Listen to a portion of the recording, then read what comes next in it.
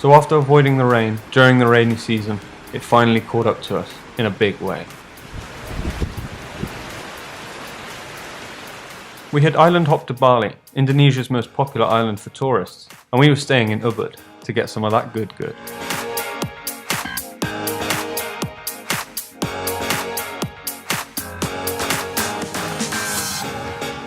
The whole place had a lovely feel to it.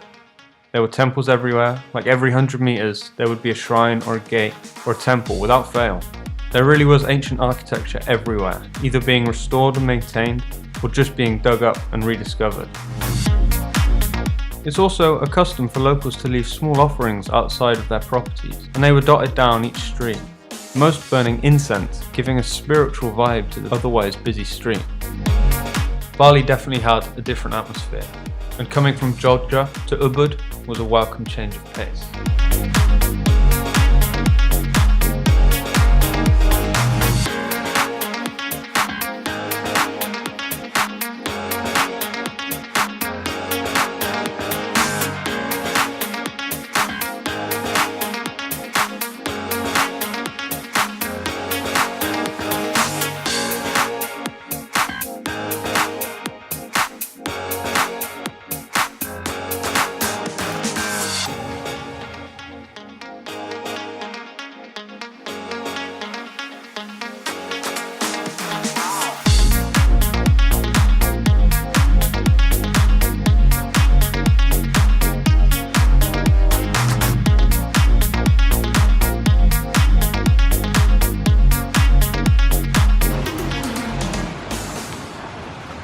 After seeing the sights and enjoying Ubud, we headed for the elusive sacred monkey forest.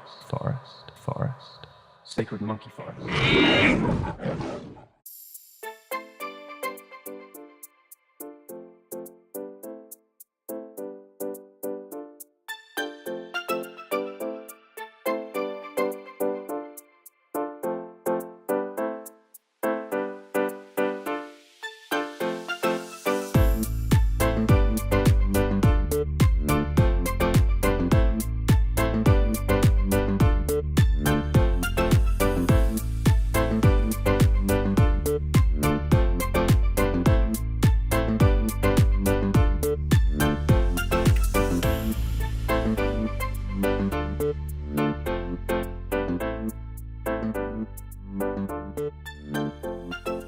After exploring through the main park area, we headed for the forest.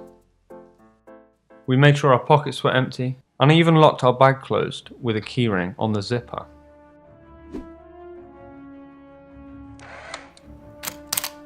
As the forest was getting denser, it occurred to us that we had to follow the trail over a small bridge. As we stood looking on the bridge, this monkey noticed us and walked directly towards us.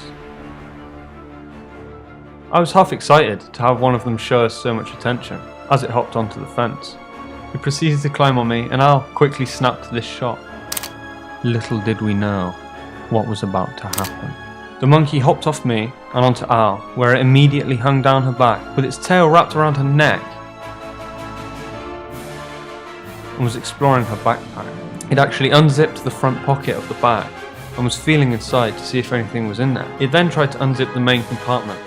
Seemingly frustrated, it noticed the poncho and grabbed it out of the side pocket. To be honest, looking back, these next few moments were a blur.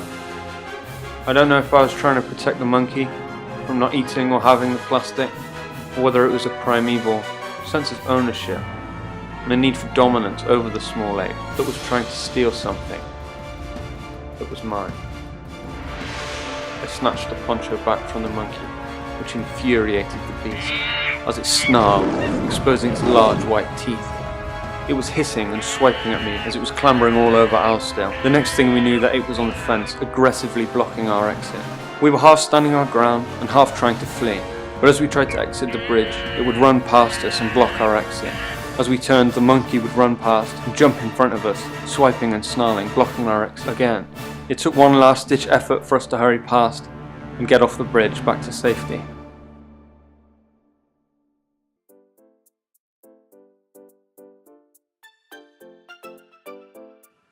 After calming down somewhat, not wanting to be beaten or scared by an ape no bigger than a cat, we did venture back across towards the forest and make it across the bridge, and spent the rest of the time in the forest without incident, but with a new respect for these little things.